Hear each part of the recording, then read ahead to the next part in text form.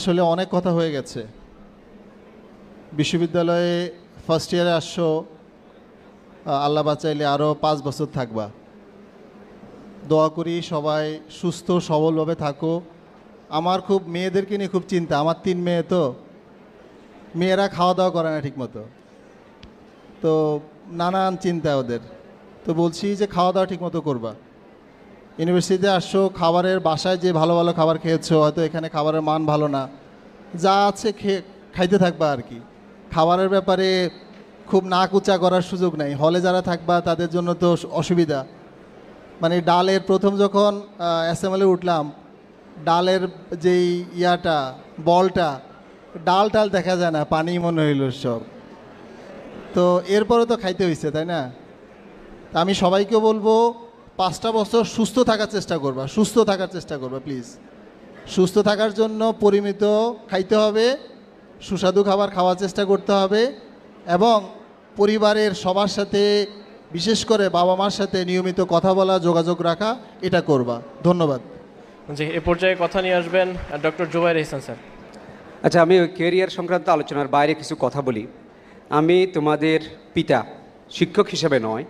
আমার ছেলে, যেহেতু বড় ছেলে এবার তোমাদের সাথে আইবিএতে ভর্তি হয়েছে, সুতরাং আমি তোমাদের বয়সও তোমাদের পিতার সমান। সুতরাং সেই লাইনে আমি কথাগুলি বলবো। যে প্রথম বেলাল যেটা বলছে, এটা গুরুত্বপূর্ণ, নিজের স্বাস্থ্যের প্রতি দৃষ্টি রাখা। এবং আমরা এই বয়সে এসে উপলব্ধি করি, একজন সন্তানকে নিয়ন্ত্রণ করা, প্রতিপালন করা একটা রাষ্ট্র চালানোর মতো কঠিন কাজ, যেটা আমরা বুঝি। তো তোমাদের প্রতি উপদেশ থাকবে, তোমরা মোবাইল ফোন যেটা আছে এটার ব্যবহার নিয়ন্ত্রণ করবা। এটা খুব বেশি গুরুত্বপূর্ণ। আমাদের যে অধৈর্য, অস্থিরতা, এসব কিছুর জন্য মোবাইল ফোন দায়ী। একাডেমিক যে পড়াশোনা, যেটা আমি বারবার বলছি, তোমার একাডেমিক পড়াশোনা, সেটির প্রতি গুরুত্ব দিবা। নীতি নৈতিকতার বিষয় রয়েছে।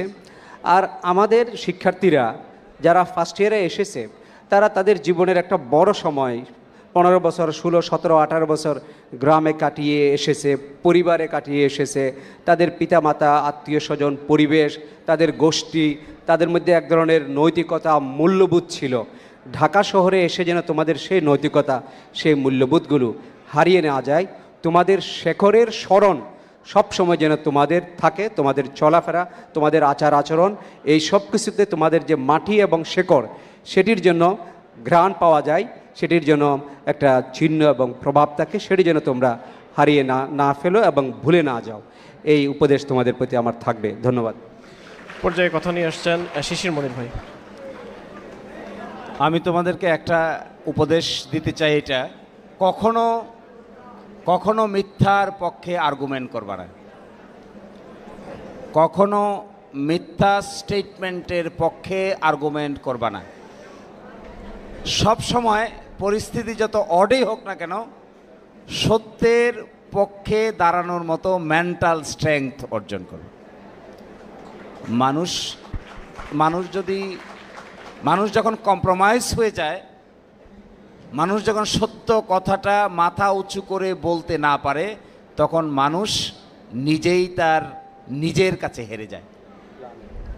এবং এইটা যদি একবার ঘটে জীবনে, সে আর কোনোদিন শক্তিশালীভাবে দাঁড়াতে পারে না। তো আমি তোমাদেরকে একটা রিকোয়েস্ট করব, ধরে নাও আমি তোমার একজন senior brother. My humble request to my dear younger brothers and sisters, যে জিনিস তোমার কাছে সত্য মনে হবে না, এই জিনিসের পক্ষে ইনিয়ে বিনিয়ে আর্গুমেন্ট করবা না। যে জিনিস তোমার কাছে সত্য মনে হবে, you found it truth, truth is the best defence. সারা দুনিয়াতে সত্যের চাইতে উত্তম ডিফেন্স আর কিছু নাই। আপাত অর্থে অড মনে হলেও, আপাত অর্থে সত্য অড মনে হতে পারে সত্য বললে পরে আমি একটু আন্ডারমাইন হব, কিংবা আমার সম্পর্কে মানুষের ধারণা খারাপ হবে। Do not look into that approach, যে সত্য বলা থেকে যেন আপাত অর্থে বাঁচার জন্য সত্য বলা থেকে কখনোই বিরত হবা না। আই এক্সপেক্ট তোমাদের মধ্যে এই অ্যাটিটিউডটা যদি বিল্ড আপ হয়, তাহলে together we can build up the nation in a different dimension. Thank you.